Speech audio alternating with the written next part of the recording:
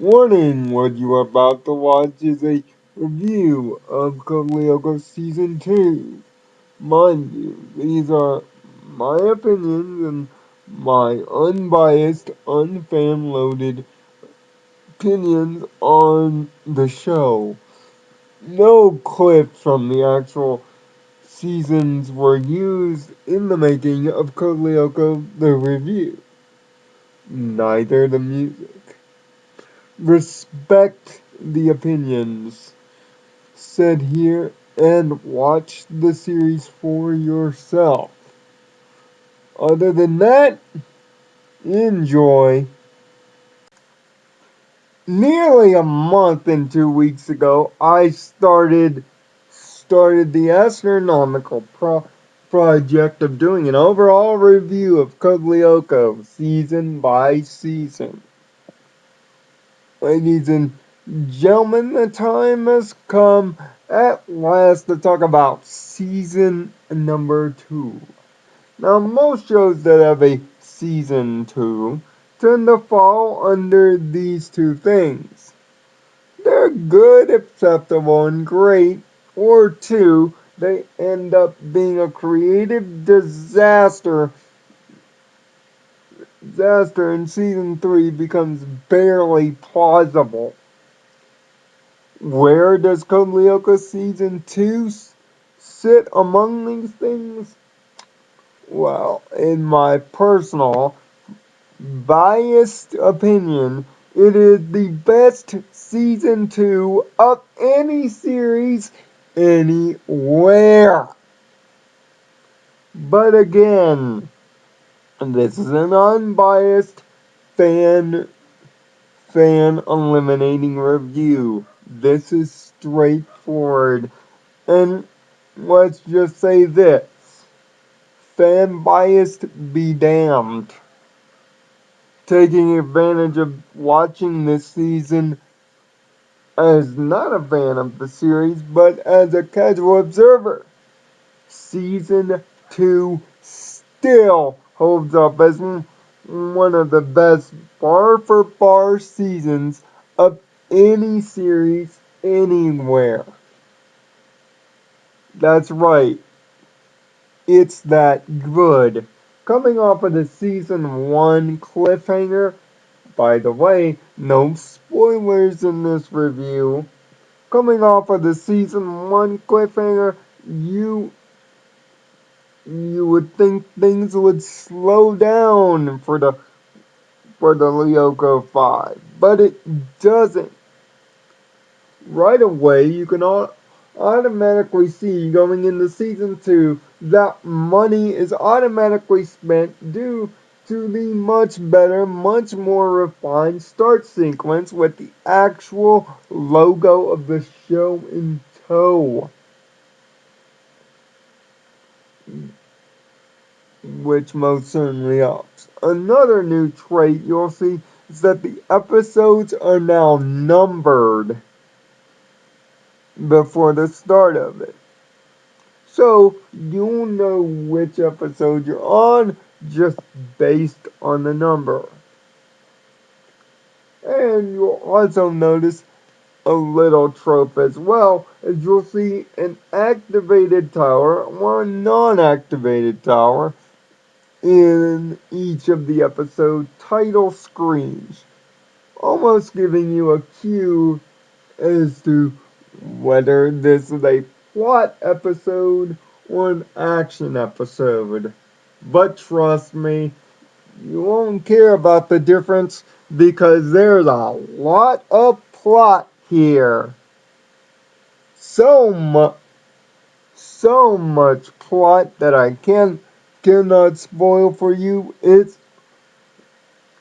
It's almost tough to even do this review because everything in this season is plot driven. Plot, plot, plot, plot, plot. Every minute of this season.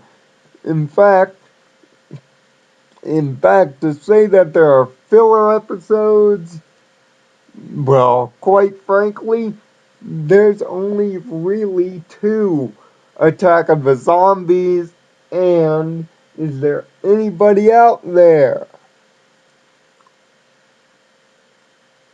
Other than that, there's no real filler in this thing.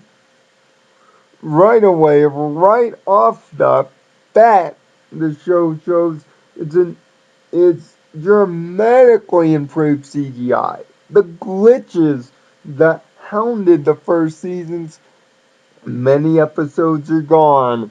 Things are clear. Things are bright. The sectors look big, bold, and graphically finished. Remember, this season took a year and a half to finally hit the States, and the year and a half was well spent. And also, right away, you are also introduced to the most important new mechanic of the series, the over vehicles, the overboard, over bike, and over wing. Although why the latter is called the overwing, I have no idea, but I digress. The vehicles are given a showcase in the form of a mini race between Odd and Oric, and some jokes thrown in for good measure. After the race is interrupted, we also get another new thing, a new Xana monster. This one is later referred to as the Tarantula. The Tarantula then proceeds to kick the living shit out of them. Alita gets to a deactivated tower and ends up back on Earth, which shows the immediacy of the yes. This is directly after the season enters a Code Earth at false start, after which the main whole of the plot is re-examined, and Jeremy drops some much needed good stuff on the fans that were worried about Eileen's character development going into the season. Super Stairs developed which allows her to live normal life before in the school, using the faked up last name of Stones, which were named after the Rolling Stones. I guess Odd has an affinity for classic rock. She fits in quite nicely, and the rest of the diversity of the fight starts taking place. One of the big major things is this power is not only upgraded through what he can do, now he possess people that do his evil bidding and even give them superpowers as well, while he uses specters to even cause bodily harm. Or to cause specters to do things for him in the short term.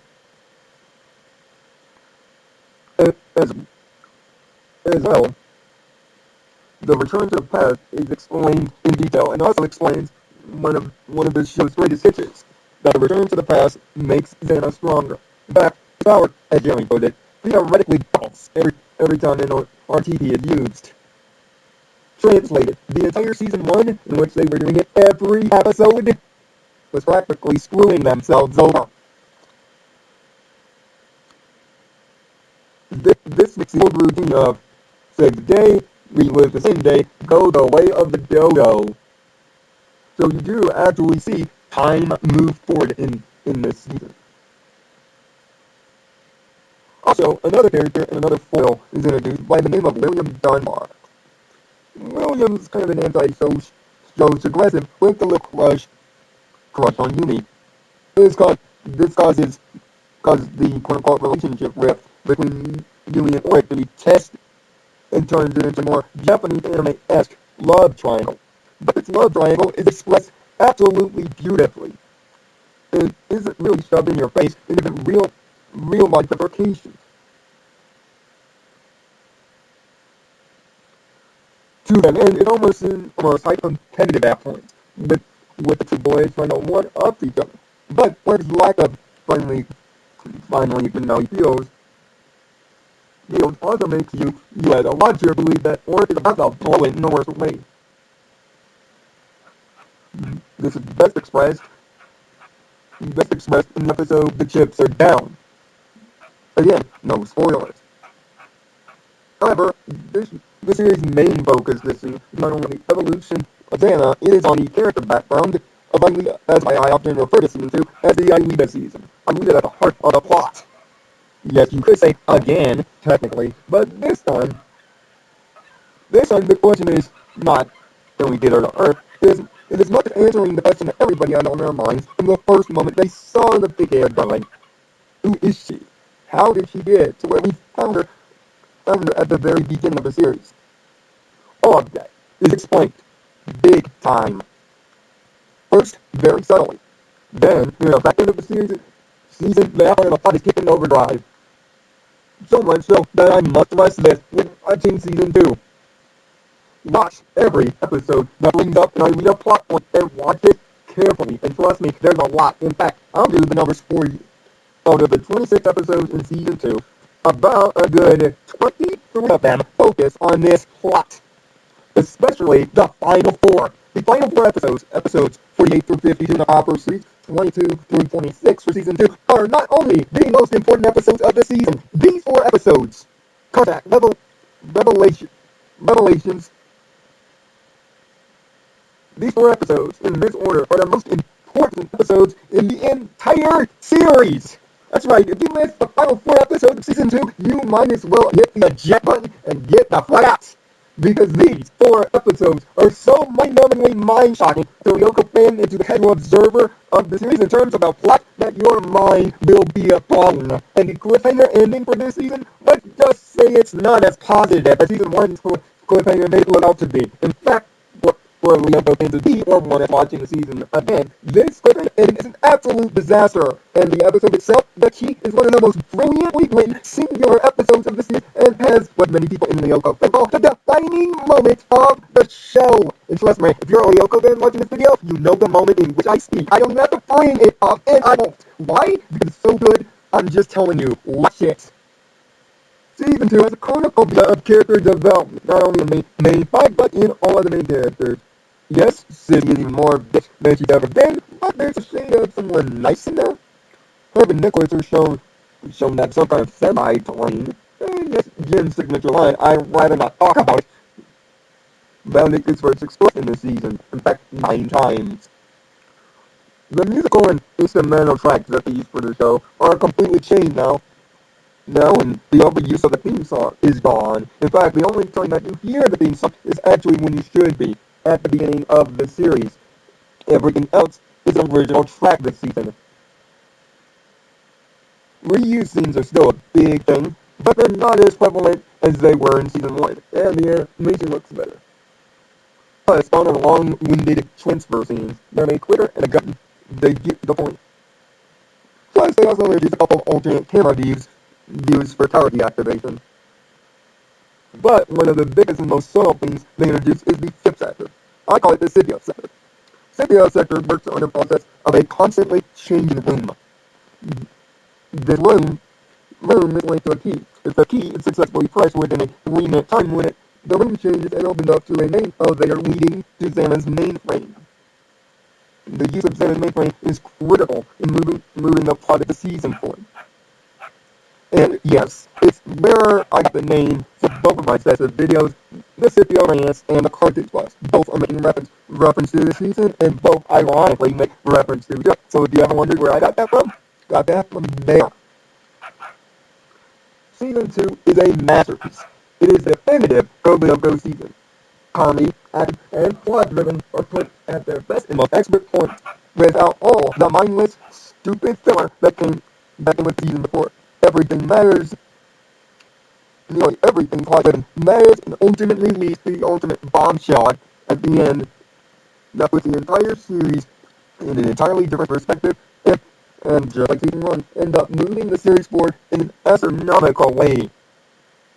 Season 2 of Code Lyoko is, unbiasedly mind you, a joy to watch. It is really what happens when a series not only satisfies its rapid fan base looking for more information than out of season 1, it almost eclipses season 1's almost incredible sense of introduction. If season 1 was an introduction to Code Lyoko's presence as the best in the world, then season 2 is unequivocally its championship run.